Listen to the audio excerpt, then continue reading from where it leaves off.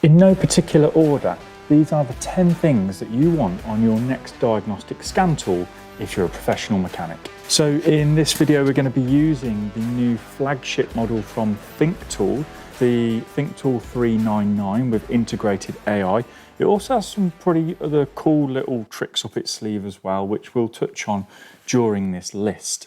In particular, which you might not be that bothered about, it's got a HDMI port and it's also mouse compatible, so I'll be able to share the screen, plug in a mouse, you'll be able to see where I'm touching on the screen. So this tool comes in a nice big box full of adapters and cables and things like that.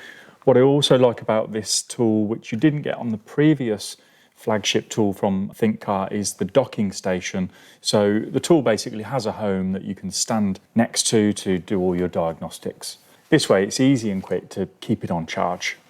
Now, one of the really interesting features that this tool has, it's not in the list, it didn't make it to the list, but it is pretty cool.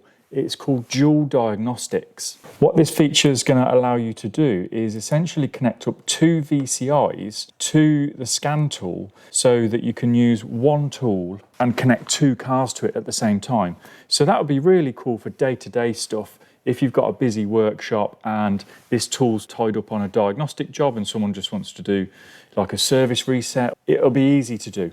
The other really cool thing, especially for those specialists, is you'll be able to connect two cars at the same time that are similar and then compare the data. So really cool feature.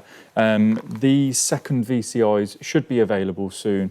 You do have to buy them extra. So let's connect up to the car and get into the list. So today we are on this 2018 BMW 3 Series.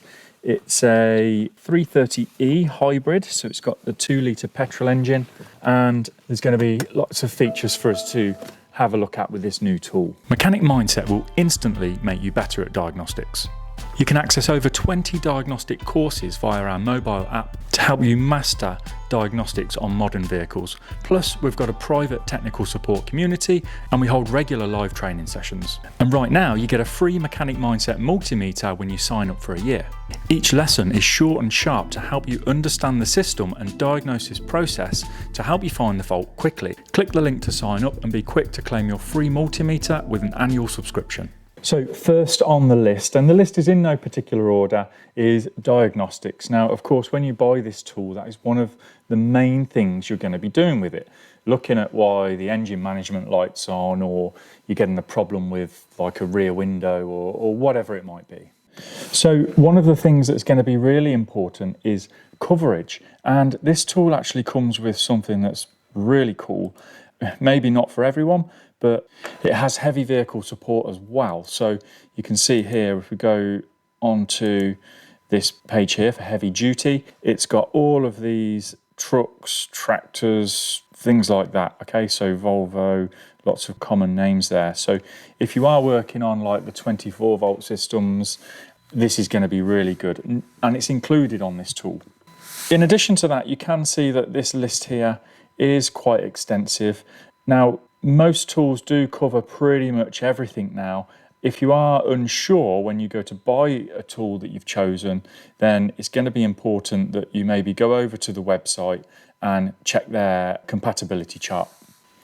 What is also pretty cool with this tool is it also comes with the EV package included, and we're going to have a look at that a little bit later in this video. So once we get into the vehicle, we're going to connect to it now. You really want to be able to connect to all of the modules on the car and do all of the functions between the modules. So what I mean by that is a lot of tools focus on engine management systems because that's the one that we spend most of our time diagnosing. However, you're really going to want to have full features available in things like body control modules and climate control modules, because there's also a lot of live data and functions that you can access in those modules as well. Okay, so this tool now performs ignition cycles automatically, which is really handy. It means I haven't got to get up and keep turning it on and off. Okay, so now it's just checking all of the modules that are fitted to the car, and then in the next page we're going to be able to do our diagnostic scan.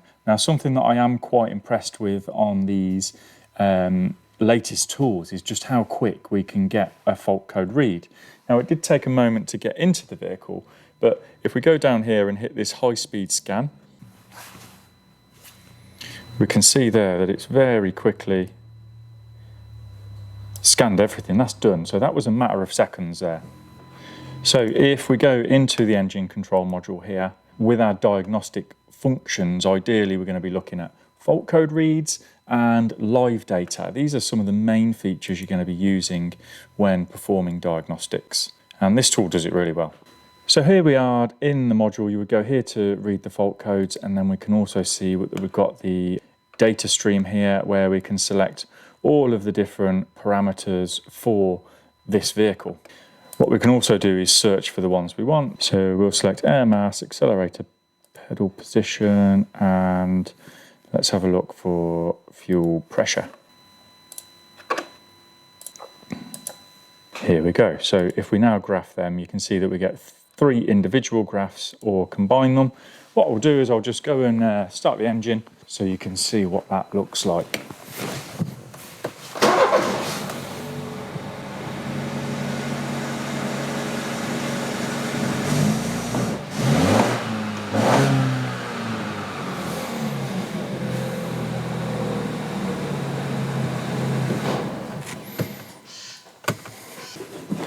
So you can see there then you've got a nice graph to be able to go back and review that data. If you want, let's say you're doing a road test and you want to go back and check the data after, you've got this record button here where you can go and record it and review it when you get back. However, as I mentioned, you should be able to go into any other of these modules and still get the same level of support with things like live data. So if we go to the transmission control module, we can see that we can also read the data stream in here and get all of those bits of information that are important for diagnosing other parts of the vehicle as well, as you would expect on the manufacturer's tool. So the second thing that is essential for your diagnostic scan tool is component activation. So when you're performing diagnostics, it's really important that you can go in and drive components like fuel pumps, window motors, things like that, to actually confirm that the control unit is working as it should and that that circuit is actually connected and operating. It's particularly useful for things that you can't activate normally, like EGR valves. So if we go and check out what we've got in the engine control module here, we can see that we've got this actuation test here, and we've got injectors, so you can actually turn off injectors while the engine's running for different types of like engine diagnostics. And then we've got a few things in here as well, like the turbocharger, coolant pump, electric fan, fuel pump, things like that. So if we activate the electric fan, let's see if it does what we hope it to do. Yeah, so I think you can hear that going there. It's pretty good.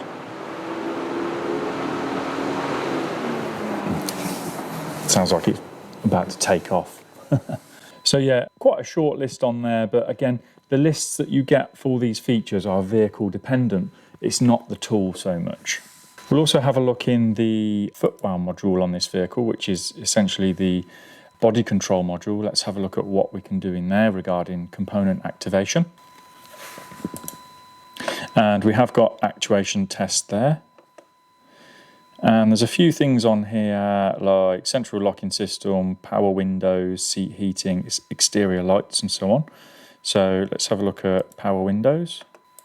We've got a few more things here for us to have a look at. So we'll open the rear passenger side window. So if we click that now and activate, there we go. You can see we can open that window and also go back here and close that rear passenger side window. That's great. So the other thing that you can do with component activation, which is really powerful, is pairing that activation test with a measurement on like your multimeter or oscilloscope. So this does have the ability to add the oscilloscope on here, and we've also got the split screen display. So you can actually look at the oscilloscope reading and activate the components at the same time. So yeah, really powerful stuff for diagnostics, that is. So the third thing you're going to want in your scan tool is maintenance features or service functions. Now, they're not strictly diagnostic related, they're more repair. So after you've replaced a component or replaced a module, you might have to do some sort of calibration, for example on batteries and things like that. Or there may be things that you have to perform before you do the repair, for example winding back brake calipers or putting the air suspension into service mode. So there are two places that you can go and find the maintenance or special features on this tool. They are going to be in the diagnostic page itself. You can see that we've got this special function list here. If we go into Drive, there are just a massive list of manufacturer level procedures, which is just really useful for any workshop. We've also got a list of specific maintenance features. Now, these are the things that I was used to using in the dealership. So, transport mode and things like that, service reset. And they've also got a list of commonly used features here, which is the stuff that you're going to be using day to day. For example, tyre pressure resets, battery replacements, and service reset.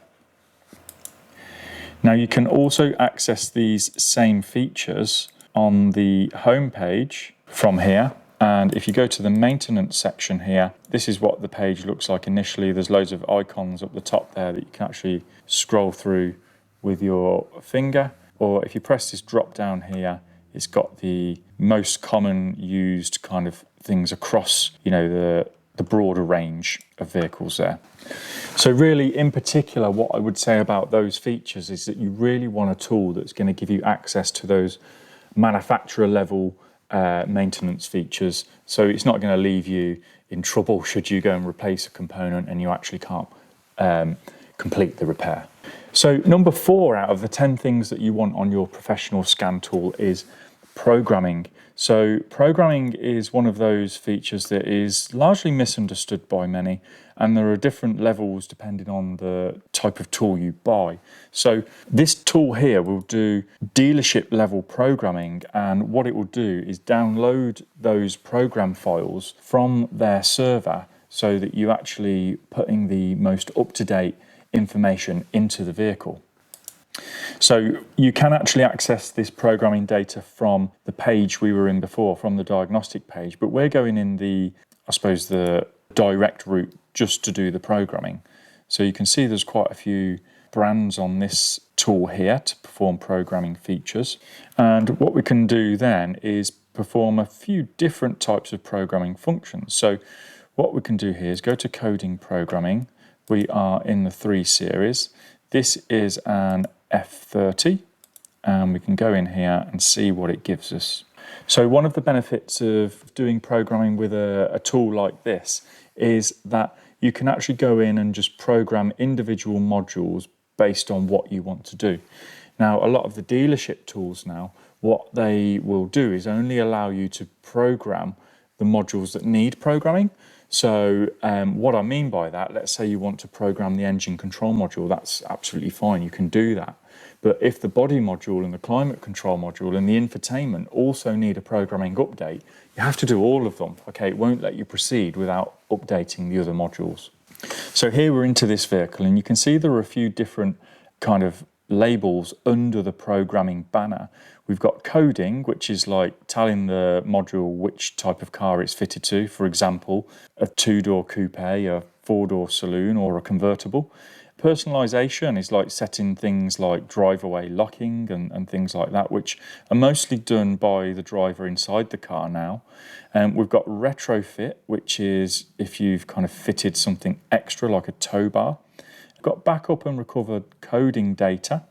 And down here we've got the programming or programming backup restoration. So what we can do is have a look in the programming section where we might want to perform programming of individual modules. So here it is just giving us a warning that programming is a risky process.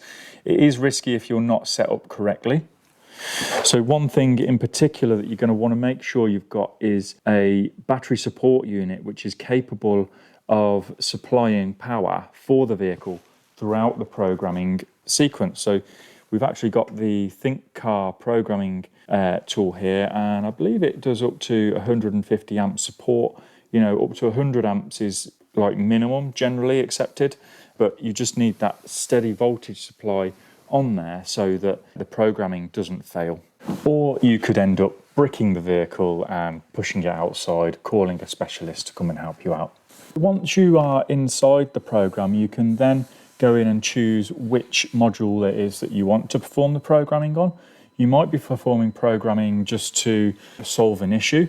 Programming and software does end up picking up bugs that show themselves later on in the vehicle life. So quite often a reprogramming of the module with the latest software will solve problems. You actually find that most dealership technicians, that's what they're spending a lot of their time doing at the minute, is just reprogramming modules as part of like recalls and campaigns to solve common issues. So here we could go in and, you know, maybe select ABS. Gives you a bit of information on there about the module, tells you how many times it's been programmed and how many times you can program it.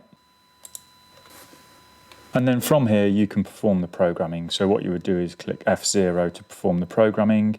You can also do some of the special functions which will be required after programming or replacing a module. So it's quite good that all of these, they're all in the same place. So if you replace the ABS module, you're likely going to go and perform those procedures as well. So really critical thing to have for any modern workshop.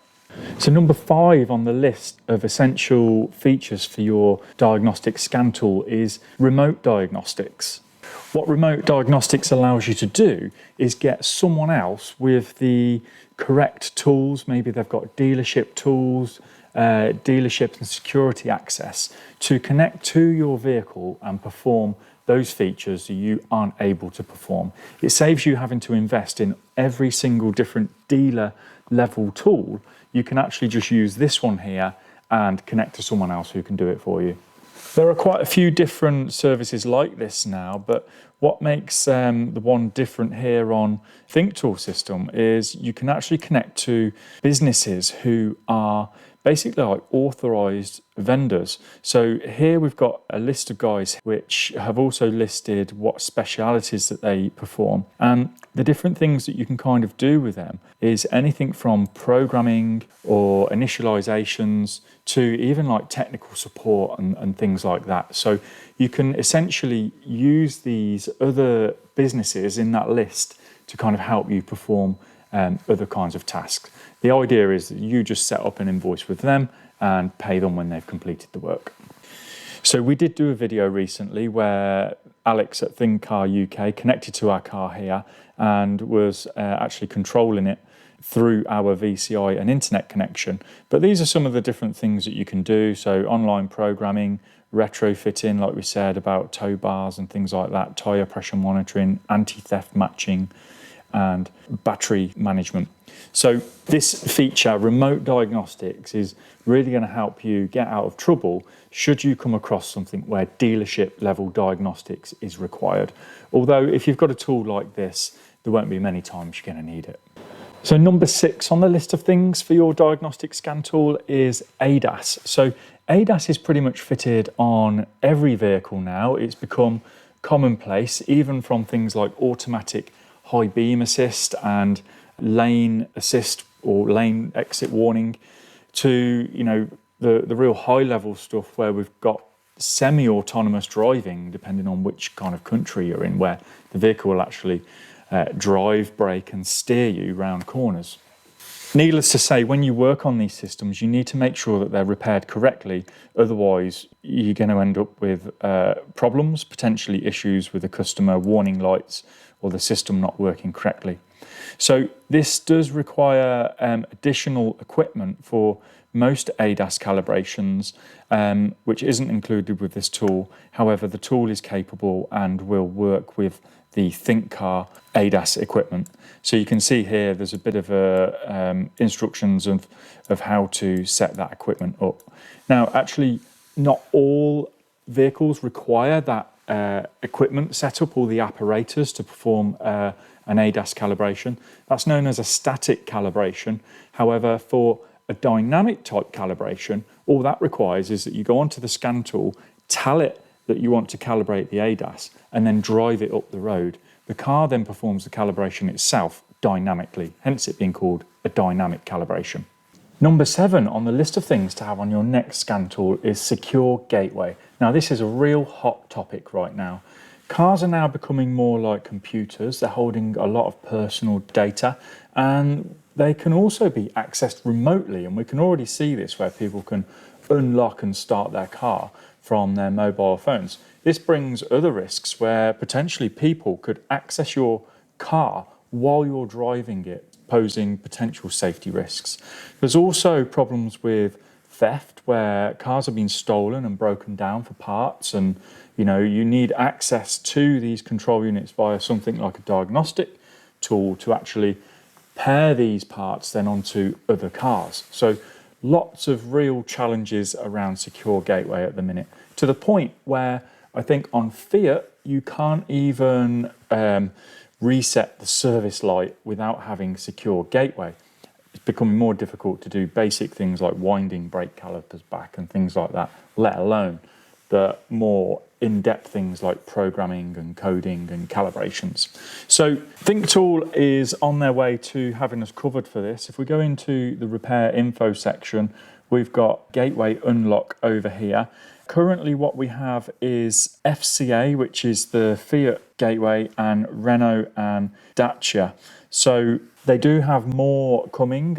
Certainly the big German brands like Mercedes, BMW, Volkswagen Group, because this is going to be an essential part of what you need every day. Little hack though, so if you haven't got the secure gateway, you could go down the route of using the remote diagnosis feature and get someone who does have the required access to do the procedure for you. So again, getting a tool with all these features in there means that you're covered for any eventuality.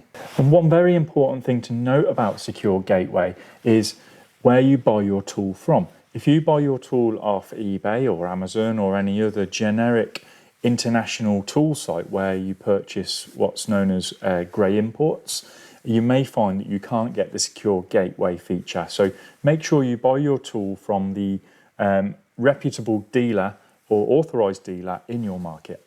So number 8 on the things to look for on your next diagnostic scan tool is EV Pack Diagnostics. Whether you love it or hate it, electric vehicles and hybrid vehicles are definitely here to stay, and sales are rising year on year. It'll only be a matter of time before there's enough of them on the road going wrong that you're going to start seeing them coming into your workshop. So future-proof yourself now. Ensure you get some training as well. The 399 comes with battery pack diagnostics included. You can get in it through the diagnostic way when we were in the system before, but if we just go into enter, search for BMW, and we were on a 3 Series, 330e F30. And there's a number of ways you can do it. You can do it off the vehicle and actually goes directly into the low voltage connector on the battery. And actually a lot of vehicles, which is more convenient, can just read it through the diagnostic connector, which is what we're going to do here. And quite quickly, what we end up with is this overview of all of the cells inside that battery. So what it does is it shows us the highest and the lowest values. That's something you're going to be looking for if you've got range or charging issues. What you'll also be able to do is monitor these voltages while driving the vehicle or charging the vehicle. We can also have a look at temperatures, which is also another important one. So this one here would have been for the cells, and this one here would be for modules, I believe, okay, because we've got less of them. So really nice way to quickly get in to that information. So what we've also got is some other EV or high voltage related data all in the right place. So it just means you haven't got to go searching through it in the diagnostic area, i.e. live data and so on. So it just bunches it all together. So you've got things on here like contactor status and how much current is going through the battery. We've also got voltage details here. So this is just the list of those cell voltages. So it's the same cell voltage we saw on the other page. What we've also got is those temperature details as a list, which we also saw on that battery pack analysis. If the vehicle supports it, you'll also get state of health, which again is quite important, especially if you're buying like second-hand cars or dealing with used vehicles or used batteries, and state of charge. But we can see that these two bits of data aren't supported on this vehicle with this tool. So that there, really useful thing to have if you're thinking about going into the world of EV diagnostics. So number 9 on the list of things to make sure your scan tool has is guided fault finding or fault guidance. Depending on which manufacturer you've worked with, they may have different names for this. This is where the scan tool actually has a guided plan for the mechanic to follow based on the fault code that's stored. These are generally written in a way to help you diagnose a problem in a methodical manner. Sometimes they don't reach a conclusion and might end up telling you to replace a part that isn't faulty, so just be careful sometimes. However, other times they will help you find faults that you wouldn't have thought of looking for, or it will perform functions in the module to repair the problem. Again, things that you just wouldn't know about unless you had this feature. So what we're going to do is have a look at some here. I've put a fault into the engine control module, and if we just go to enter in here, we can see that we've got this fault guidance section here. Now I'm just going to go into read fault code to show you what we've got here. So here we've got a bit of information, and it's going to search. It's going to give us the chance to search for the code, or look at the data stream. We've also got freeze frame and things like that. If you've got a Haynes Pro account, then you can actually search the fault code in there, and it might align it to some bulletins. However, if we go into this fault guidance tab, we can see that we've got something here for the intake camshaft sensor, which is what we're having a problem with. We need to download the special function from the server. So you will need like an active subscription if you want to do fault guidance plans which you haven't performed in the past. It doesn't store them all on the module, or that will take up a lot of space. And here we are. This is the faults that we've got stored. Intake camshaft sensor signal, short to B positive, so short to battery.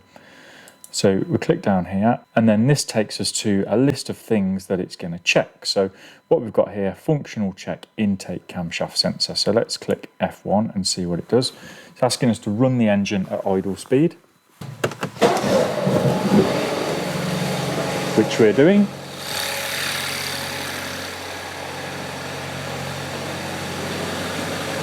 And then hit continue. It's going to increase the idle speed,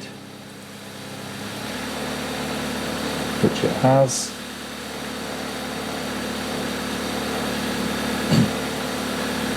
So it's telling us that there's no value from the camshaft at the minute. We can go back to the selection we saw a minute ago, back to the menu to check the wiring and the plug connections. So here in function 2, we've got check lines and plug connections. So here it's saying to check the line between the engine control unit and the intake camshaft sensor, repair them if necessary. So again, it's not telling us where to check and what to check, it's just telling us what things could possibly cause this problem. So you're more than likely going to need to get your wiring diagram out and just have a look at what you should expect on that camshaft sensor wiring. For example, is it a 5 or 12 volt supply? Which one's the signal? Which one's the ground? And then checking them correctly. We've also then got check component, intake camshaft sensor and the camshaft wheel. That is assuming that all these lines and plug connections are okay.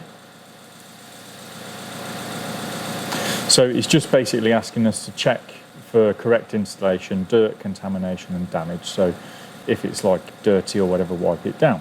Then what you've got here is the end test module with feedback. You can go on here, tell it what the problem was and end the test module and repair the vehicle. So they're really quite useful, especially for faults that you don't really know what the fault code means. For example, here in the gateway module, there is a fault code saying memory full, no control unit fault. So it's also permanent. So let's have a look at what that fault guidance does for us. And we've got something on here available. So let's go ahead and take a look. So following data are stored for the tested function or component, memory full, no control unit fault. Let's go ahead. So it says work through the faults stored in the vehicle and delete all the fault memories. The central fault memory has already been deleted. The front electric module control unit is okay. So that's saying that it's done that deletion for us and everything should now be okay. So if we go in now and clear the fault code, and now we should be able to read the fault code and there's no DTCs. So it looks like that got rid of that fault code for us. Again, no physical testing was required. It was just a control module function that needed performing by a particular scan tool. So the 10th thing that I was going to suggest that you should have on your next diagnostic scan tool is AI, or artificial intelligence. Now, if you haven't tried it out for certain things in your life, it's very, very interesting. It's came on in so many different ways over the last couple of years that it's actually helping many people and businesses perform different tasks, taking off the workload and making things a little bit easier. So we're all kind of waiting in the automotive trade for AI to really step in and do some of the heavy lifting, especially in the diagnostic area. However, we're not quite there yet. So although this tool does have it on there, I did try to ask it about the camshaft sensor fault code that we've got on here, and it did start to turn into a bit of a conversation that ended in asking if I tried resetting the engine light. That being said, I did also try tapping it into ChatGPT, and just asking what it knew about that fault code told me that there was a problem with the high voltage system and told me a few things to kind of check out. I then prompted it that it was actually a camshaft sensor fault code. It thanked me for clarifying that, but then it just went on to kind of tell us a few different things to check that we probably already knew. So basically, we're still kind of having to rely on our core diagnostic skills for any of the problems we come across. However, AI is progressing day by day, and it's a little bit like Google on steroids. At the minute, it's going to be searching all of the information out there on that particular problem. So if there is something that has a lot of known issues already, it's going to give you some really good information. However, if there isn't much out there, then you're still going to have to rely on your own diagnostic and testing skills. And even if it does give you some information, you're still going to know how to use that multimeter, oscilloscope, or whatever, but definitely worth having a look at. So there's some of the things that I think are quite important when looking for a new scan tool. If there's any others that you think that we should have considered, then let us know down in the comments below.